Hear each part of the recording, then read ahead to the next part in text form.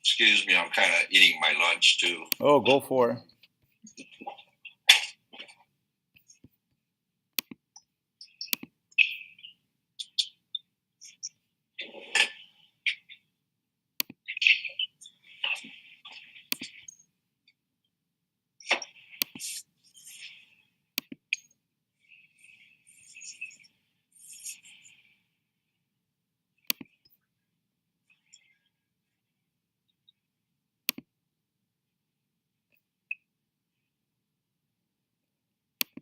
So he's already complaining here, saying that my CPU might affect the meeting quality. So I think I have to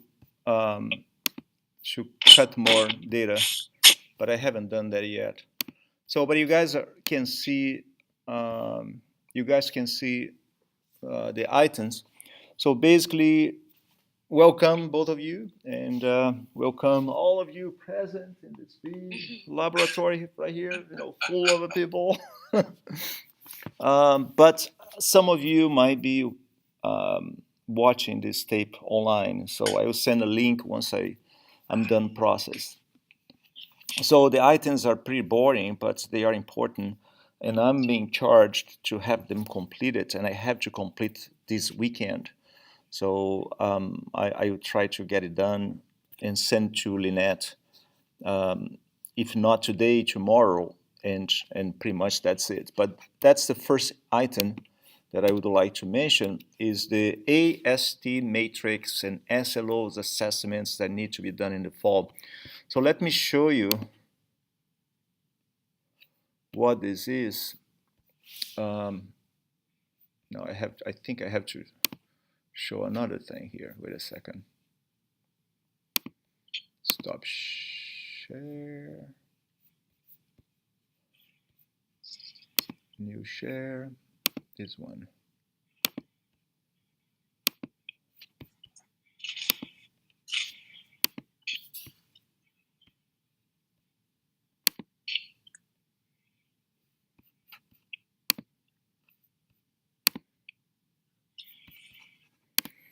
So this is what I mean. This is for the general studies with the emphasis in astronomy. That's the degree we have in astronomy. And so far as I know, only one student was able to complete, and that was Chris Hefner, our Chris that goes to the observatory and is a volunteer there. But we are supposed to have all the courses that are part of this degree assessed in their student learning outcome, and I have to write the SLOs of the program, and you have them listed here on the left-hand side. Sure, it's right here. So there are a total of 5 SLOs, and then I have to list the courses that are part of it, and I have to explain what we are doing to assess them. What's the score we have in our SLO assessment? The problem we have with this degree, and that's what I'm trying to pass that on to Lynette and Brett and Michael, is that those courses, Astro 14 and Astro 16, they are not offered. And the reason they are not offered is because when they are offered, the student enrollment is low. Everybody goes to Astro 10, and the reason to that is the counselors get confused why they should send the students to Astro 14 or Astro 16. Astro 14 is solar system, and Astro 16 stars and galaxies in cosmology, basically. So the counselors when the students go there, well, I need a science class. They say, well, take Astro 10, then you can take Astro 10L, which is a lab. But the way we create those other courses, Astro 14 and Astro 16, was done in such a way that the students could take any of these courses and also enroll in Astro 10L. So they could take Astro 14, and then with that, they had enough information to allow them to access the course Astro 10L. The counselors don't think much and they don't spread things out. So they send a student directly to Astro 10, and Astro 14 and Astro 16 only, we take the refuge. I mean, we take those students who were not taken by Astro 10 because they were waitlisted, and then they get a NAD code in those two. So we never fill them up. So because when we offer, the courses are canceled, we can't access them. So then the degree is not progressing, which implies that we have to make changes in the courses. So one of the suggestions that I've made was to change Astro 14 and Astro 16 by introducing a lab component to each one of these courses. And then the idea is, and now we have to work on it, the idea is to have, instead of 3 hours of lecture in each one of these courses, to have only 2 hours of lecture and 3 hours of lab, which is, and it's all bundled in the course. The credit units would be 3 for each one, as it is Astro 10, and wouldn't affect the students' enrollment, and I think would be attractive. Because for a GE student, they need a science with lab, and then they take astronomy, 3 credits, and then they take Astro 10L, 1 credit, so a total of 4. But if they take Astro 14, they will have the 3 credits, Astro, lecture and lab together, and they don't need to take another course for the lab, so they are done. So I think it's going to be attractive, cheaper, and I think we'll have a clientele. So that's the idea. So that I would like to suggest. So I have me and Mike Masuda working on updating this course, and I think it's better not to change the name, but to change the internal structure, and so we wouldn't affect that much these general studies with emphasis in astronomy program, but we would probably be able to populate the degree with students, which so far we haven't been able to. Okay. Celso, what is, sorry if I missed it, what is what does Astro 10 cover? Astro 10 covers everything, covers solar system, sky motions, star formation, stellar evolution, galaxies, and cosmology. Goes the whole enchilada. Okay, Now, so, Astro 14 is only the tools of astronomy, which is photometry and spectroscopy, without a lot of physics on it, and then it explores the solar system. So talk about the sky motion, but then when it dives into the solar system objects, it spends more time detailing planets, planetology, do a in-depth survey of the solar system, exploring the different types of asteroids and comets, orbits, the families of asteroids. So it's a little bit more detailed. And if we do with the lab, the instructions are even a little bit better, because when we lecture in-depth astronomy, it's complicated if you don't have a hands-on component. It gets too abstract, and it was very challenging for me to go deep into the subjects in the lecture course, because the students are there just to, well, I want a descriptive course. I don't want to go in depth into this stuff, you know. yeah. So Celso, Astro 14 and 16 is basically more of a expanded in one semester, right? Yes. And 10 is more of a condense of both of them. Yes. Yes. Oh, okay. Yeah, that's the spirit. The Astro 10 would be Astro 14 and Astro 16 overview. And Astro 14 and 16 would go deeper into the subject. But I was the one teaching Astro 14 and Astro 16. Astro 14, I could do it because it's just a matter of putting more book chapters in the semester in the part of the solar system. but it's a little bit more demanding. You have to talk about these different trans-Neptunian type of objects and the plutonials so plutinos. There are all these different types of objects, and we can explore. But when you go to Astro 16 to go in depth, it's complicated because lots of in-depth information like what type of atoms are produced in different types of stellar evolutionary process. Now it's become more complicated. The students have to kind of read more and be a little bit more understandable of what spectroscopy is and how this information can be derived. It was not easy, and I taught Astro 16 probably 2 or 3 times, and then I said I can't do it. It's too complicated. And of course the students pass the word, right? So if it's too complicated, why do it? So go to Astro 10. So it's kind of like what they have at San Jose State then. Yes, San Jose State, they have a astro, they call, I think, galaxies or cosmology and galaxies, something like that, which is a course in the major, I think. Yeah. It's an upper division course. So Olenka told me about that. Yeah. For a while, I talked to Olenka. I don't know if Olenka is hearing this now, but I talked to Olenka about organizing and tailoring Astro 16 to match that course, so we could transfer. But if we do that, I don't think master degree professors could teach it. I don't think, because in CSU to lecture a course you gotta have a PhD.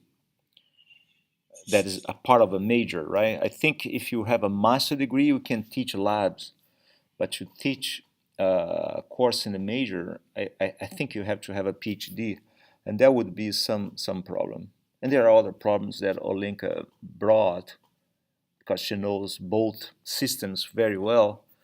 So, and then we never did. But I think we can, without complicating much, we can open up lab components and offer one of these courses per semester. Let's say you offer Astro 14 on the fall, Astro 16 in the spring. And we design labs for these courses that can match what we have in the observatory, so that it becomes more of a hands-on type of class with a lecture component. So right now, Astro 10L is just lab. We don't do lecture in there. So with the option of having lecture and lab together, we can do what Jagrut now is getting to know in earth science. You can have a little bit of lecture, 2 hours, and 3 hours of lab, and with a facility that hopefully in few months we have some nice support going on. So assuming we do all these changes, it will take probably 1 year to be up and running, basically, because we have to submit in about, let's say, 1 month or so, and then it goes to curriculum committee, and then it goes to approval, and then it goes to articulation with CSU and UC. So that takes some time. Sounds good, though, Celso. The plan sounds good, actually. Okay. It makes sense. Okay. Yeah, I think that's the only solution. Another solution that I thought was just to cancel the courses and wait and have us creating the research courses that Olenka is working in and I was working. But since we didn't get funding from the NSF, we submitted. I'm feeling discouraged to move that on. It's too hypothetical, it's too up in the air, and Evergreen really doesn't have the structure to embrace this type of ideas we want to move on to. So I don't know. I think it's simpler and easier if we do something that we can accomplish, like Astro 14 and Astro 16 with small modifications, instead of being too in the wild road, creating research courses and without being supported by the organization, which is finding kind of a. Is there so Celso? Is there enough student interest for research? In research, not really, not in community college. Right. But I mean, Rick and Olenka and a few of us, Nargis, primarily Nargis, about 1 year and a half ago, we thought about a crazy idea to use the observatory as a beacon to attract students. And what we had in mind is to better prepare the students to the college and university life. Right. Along the way, we decided to say, hey, we could help to solve one of the problems in the United States, and that is you don't have a lot of African American and Hispanic and Latino students going to the top of the STEM field, like PhDs or getting top line jobs in STEM areas, and females. I mean, if this population they make to the college in the STEM field, chances are they don't graduate. So Hispanic and African American is fantastic how they drop. Female they drop, but not as much. So and then we thought, oh, okay, let's start doing research with high school students. And then as we developed the idea, creating clubs in high school, we realized that high school is not an issue. When the student is in the high school age, he or she already know what he want to do or she want to do professionally speaking. I mean, they know what they don't want to do. Let's put it that way. And if they don't like math, if they don't like science, by high school they have decided that math and anything math related is not for her or for him. And then right there, the pathway to STEM is blocked.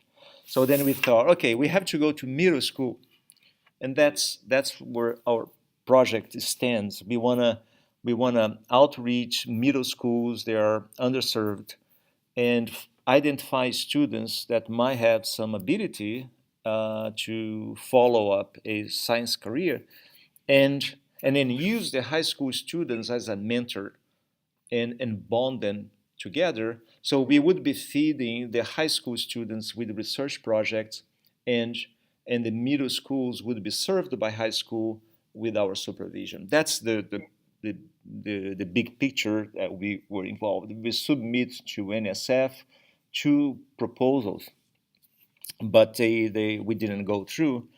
And so far, I didn't read the comments, but basically we were not prepared to organize. The structure of the ideas were kind of all over the place. What else they say?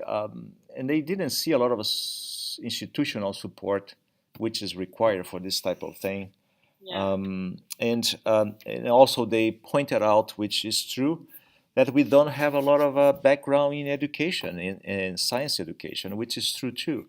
And they mean people who really does education, not educators like we are, but people who studied, okay, what's the brain function of a child in the middle school, and how can we modify that and make them excited. So we don't have it. So then that's where we are, and I meant to have a meeting with all of us and discuss these results, but I feel kind of this semester is taking a big toll with all this moving to a different building. We have now Mike on board, Mike Masuda. That's great. So all this, and we are trying to get the labs kind of organized, and I feel kind of okay. We have to have the meeting, but there are other things that I come across. Like I would like you to get in the physical science next semester. Now I have to fight that and make sure you get it. So all these little things come in, and I haven't organized this meeting, but I will. It's gonna come up. So, are you planning to resubmit the proposal sometime? Yes. Okay. I mean, we have to. I mean, they start accepting proposals in April. Okay. So I always meant to call the program officer and have a conversation on the topics that we fail so that we can fix it. They all agree the idea is good. Mhm. The idea is great. I mean, the big picture is fantastic, but how to make it How that to implement it. operational? They think, okay, you guys can do that. I mean, yeah, Yeah. and So, yeah, we are four musketeers so far. um, so I mean, if you don't mind, can I get a copy of that Yeah, I can proposal? send it to you. So, Absolutely. I work with underserved population. Like, I mean, have you heard of SMASH? Have you heard of LPFI, Level Playing Field Institute? No. So this is a foundation in Oakland. It's a very big foundation actually, which does summer programs, and I actually coordinated that program in You Stanford. did. Oh, Yeah. okay. So I was. I mean, that is also part of my interest. I I will mean, send it to you right away. I will send it today for sure. I would want to see. I would want to like actually see how it's going to be done. Although, I mean, I'm also learning part of this. Okay, But very this good. sounds really Very good. interesting and something. Oh, yeah. The idea is good. I mean, we thought, okay, let's focus on astronomy. Mm-hmm. And when the first submission we did, we received a letter, a judgment saying, hey, no, there was three reviewers, and they asked us to send the whole proposal, and they gave us a good, good, and excellent note. So we got all excited, and and and what they said, the idea is good, but you guys are focusing too much in astronomy. This should be a Yeah. STEM type of True. project.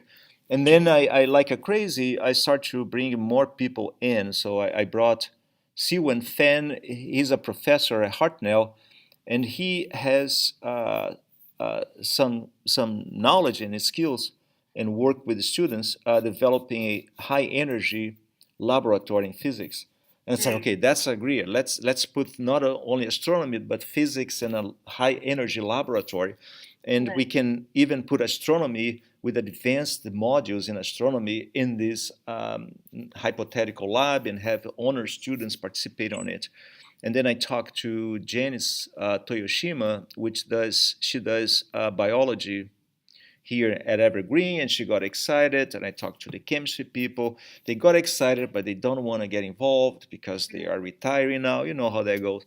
So, but the idea is to really expand. And I thought, well, it would be great if we could have the division kind of embracing that and be the different STEM areas, even mathematics, Right. creating and going on with the proposal.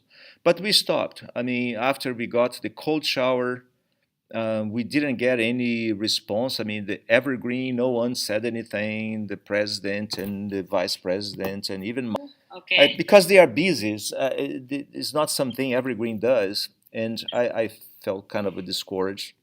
But I will come back. Yeah. Yeah. I mean, yeah, I'm surprised. Like, how come community colleges don't already think about this? Because this is something. I mean, community colleges is just the direct, what do you say, pathway for, I mean, College. Yeah. underserved students. So I think Yeah. that should be the first motive. But There you go. it's going to happen. Okay. It's going to happen. Okay. Soon. So I will take this sharing now. Let's go to another screen. This one. So I show that to you, and I think we already talked about this, right? Number two, SLO assessment. This is for professors who are watching this outside. Did I get somebody else there? Mhm. No, I think it is. No? No, I have three. Is that all the courses need to be assessed on their SLOs this fall. And so if you can send me, the idea is courses that have, let's say, 6 SLOs. I would like to have somewhere between 12 or 18 multiple choice questions that covers those SLOs so that everything gets to be assessed. And that would be done towards the end of semester. So what I was shooting for is that if I don't receive suggestions of SLO conceptual questions by November, I will create them and I go to your classroom. Hey, astro professors, physics professor, I'm gonna go to your class, and then I give these questions to your student, and then they respond. Let's say 3 minutes per questions, or I would take 30 minutes of your time, and I put together all the sections. Let's say 4A has 3 sections or 4 sections. I put all of them together, pass the machine, and get some statistics. Because as you saw in that matrix, I need that for the curriculum, not the curriculum, the SLO people. They are requesting this data. This is one thing. The second thing is if the SLOs have low score, I mean, you professor is not judged by the grade that your student got in that particular SLO assessment. It could be several things. And for instance, if a SLO in a given class is assessed and the students score 95%, something is wrong, because it can't be. It can't be. I'll give an example in physics. There are conceptual exams in physics, the force concept inventory, that in a national scale, the average is 72. So if you go to elite or Ivory college, then the average is more. But if you go in a high school or in a not so well prepared school, because there are not a lot of equipment, not a lot of support, then you can go 40%, 50%, right? So if the SLO assessment grade is not 85%, that which means, okay, we are doing something we are doing is good, and go 60 something percent, and that's what I got for our physics for A, for B, and for C. I think we were in that category. It means that we have to make improvements in the courses, and the improvements are sometimes lab material. In fact, we used the fact we had a low score in one of the labs, I think 4C, to request equipment. So it's not a bad thing having low score. It means, well, we identify there is a problem. In astronomy, for instance, the low score I remember we received when we did assessment in the fall 2015 was in spectroscopy, transitions. The students didn't get it. So we are not doing a good job teaching the students a fundamental aspect of astronomy, which is spectroscopy. And I'm teaching astronomy, so I'm to blame. So we have to really do something to fix that. So SLO assessment is important, especially when we do together as part of the evergreen kind of a teaching program. So then we can devise measures to improve what we do, and that's the whole point. Again, to all of you that are out there, please go back to your syllabi and check the SLOs and send it to me. And today I send emails to some of you because the SLOs that you put in your syllabi were not correct. And this is a big issue now with accreditation. So I was called and I was told, hey, you have to fix this in physics. So I email a few of you today asking please to do that. If I don't receive a reply by the end of the day, I have to go to your syllabi and make changes. So I will do myself and send it to Mike and get it done. But it needs to be done. And I can't stay too long. I have to leave. Let me see here. So we talked about this already, right? Lab component.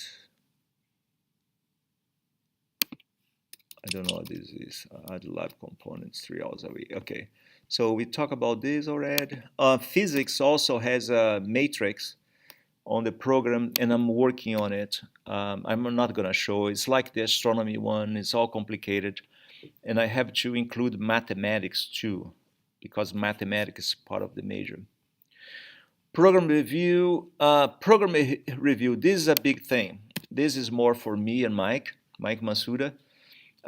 From time to time, every 5 years, we are supposed to do a program review of our department.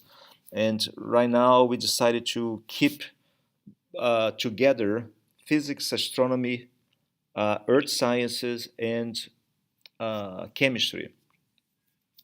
It make it easier that way because there are some common narrative that we could do together, so it's less writing. This is a document of about 80 pages, 90 pages, and follows a format. So basically, we have to go through what we did the last 5 years. We have to show students' success and improvement and transfer rate and dividing that out by race, by gender, by economical strata, if you have that data, and putting nice graphics and primarily what we want to do and where we want to go in the next 5 years. Because that program review will survive for another 5 years. Now, here's the thing, and that is for our astronomy and physics crowd. I'm trying to see if Evergreen is approved or the district is approved a new bond measure. I'm trying to work our way to have some of those $1 million. I think it's a total of 700 and something $million. Some of those $1 million to be used to build a planetarium. So not an observatory, a planetarium. And a planetarium that can be used as a beacon to attract middle schools primarily in this area, so that we can build up on this program, on this project of establishing pathways since the middle school all the way to the college in the STEM field. So the Senate is happy with that. The president and the vice president, I don't know, but the president is happy with that. And the Senate president, Eric Naverson, is in talk with the chancellor about that. So this is one thing that I would like to include in our program review, because it's part of what we do, and we have to tie that up with what we already do in astronomy and the projects in astronomy we are already carrying on. Also, I initiate the process of requesting more full-time hires in the department. And there is only one department. It's physics, astronomy is one thing. Physics, astronomy, and earth science is one thing. So we just hire Mike Masuda, but we need more. The rate between full-timers, which now 2, and the rest of the adjuncts is something ridiculous. It's 8 or 9 adjuncts to run all the classes. And astronomy brings a big load of students. So we need to hire another one. I don't think we will get now, but I already submit a proposal of a new hire to the Senate. I'm going to go speak before the Senate, I think on the 3rd, and I will make the case. But I know it's not going to be accepted. Michael Hires is not favoring physics now. But I'm going to go anyway, because when there is another open door, we will have better chance to get physics approval. But this program review implies also in what type of equipment do you want to have in the next 5 years. Now, we got about $40,000 because of the past program review. The money appeared, and then suddenly I got all the equipment that was listed in the previous program review, and I said I need an update of all of that. So we have all these vernier tracks and lasers and all of that out of that money. We have a new modern physics lab because of that money. And the observatory got new telescopes because of that money. So think about big thing. So we have to have this program review. This sketch should be done by December, and I was thinking about the building of a physics lab in biophysics, for instance, something that we don't have, and usually community college don't have. Um, Anything we develop in community college, you have to have a market for that, which means we will develop this lab, but the students will have a place to go and will be absorbed by whatever, either university or by Silicon Valley. I don't know, but think high. I always thought it would be nice to have a lab of biophysics. Is a fascinating subject. Jagruti, you are in the earth science, so if you think about expanding program, I mean, what are the what is the market is asking for in your field, and if there is a market for that, what sort of instruments and labs would you need for that, so that we can put in the program review, we can put a budget on it, $100,000, $200,000, it doesn't matter. Even if we don't have um, if we don't get it, that's fine. But if we put in there, we have a chance of get it, especially if you get a bond money or something like that. Okay, that's the program review. We're gonna be Mike and I will be working on it like a crazy. And what we need from all of you is instruments, basically. And don't be shy. Really put the big thing, the big instruments, computers, if you think, graphics, design, or whatever. Telescopes. I don't know. Just think high. After all, this is United States, right? It's not Brazil, right? Yeah. Just like in Texas, everything is big. Oh, it has to be big. Yeah. The last item. You guys have anything to talk about program review? Okay.